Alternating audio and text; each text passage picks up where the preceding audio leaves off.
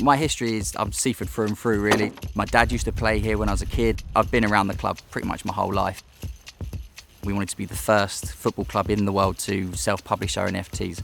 We released a range of collectible cards so people can trade them and collect them. And we also did a selection of match day highlights. You had the old sticker books when you was kids. You can now transfer that and have those as digital stickers pretty much. You can have highlight reels of different parts of different games. You can then trade those. An NFT is a non-fungible token.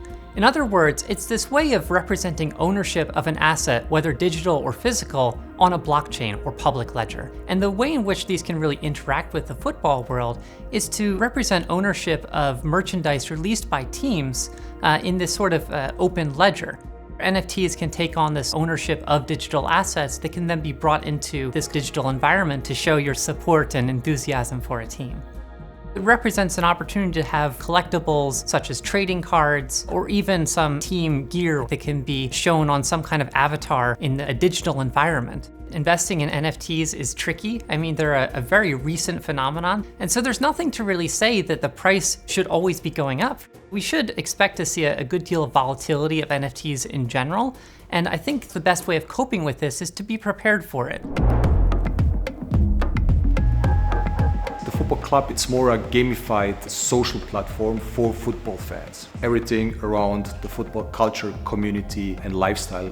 One challenge is how to drive value for NFTs. People are dropping NFTs just for the sake of innovation. So how to build an ecosystem to create value for the community. The second challenge is to build a Web3 product which feels like a Web2 product to onboard the mainstream.